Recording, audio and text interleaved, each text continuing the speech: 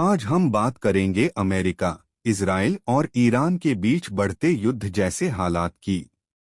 यह केवल 3 देशों का मामला नहीं है, बल्कि इसमें कई अन्य देश और संगठन भी अलग अलग रूप में शामिल हो चुके हैं। सबसे पहले मुख्य पक्षों को समझते हैं। इस संघर्ष में प्रमुख रूप से शामिल हैं संयुक्त राज्य अमेरिका, इजराइल और ईरान।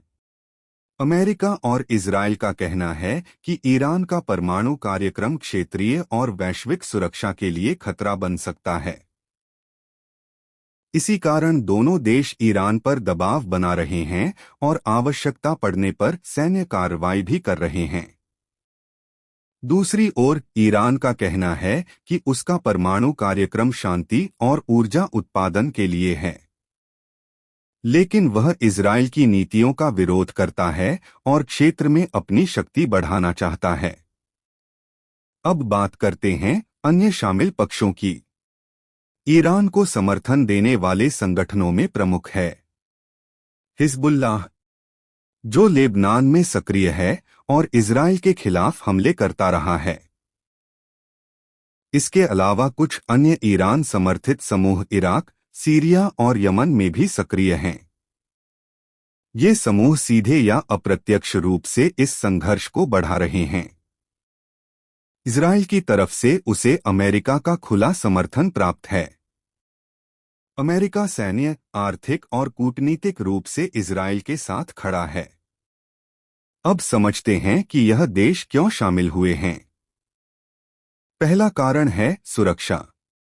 इजराइल को डर है कि यदि ईरान परमाणु शक्ति बन गया तो उसका अस्तित्व खतरे में पड़ सकता है। दूसरा कारण है क्षेत्रीय प्रभाव। ईरान मध्य पूर्व में अपनी राजनीतिक और सैन्य पकड़ मजबूत करना चाहता है। तीसरा कारण है वैश्विक राजनीति। अमेरिका नहीं चाहता कि मध्य पूर्व में ईरान जैसी शक्ति अत्यधिक प्रभावशाली हो जाए, क्योंकि इससे उसके सहयोगियों और तेल आपूर्ति पर असर पड़ सकता है। चौथा महत्वपूर्ण कारण है तेल व्यापार। स्ट्रेट ऑफ होर्मुज, दुनिया के तेल व्यापार का बहुत बड़ा हिस्सा इसी मार्ग से गुजरता है। यदि यहां संघर्ष बढ़ता है तो पूरी दुनिया की अर्थव्यवस्था प्रभावित हो सकती है। अंतर्राष्ट्रीय स्तर पर संयुक्त राष्ट्र ने सभी देशों से शांति बनाए रखने की अपील की है।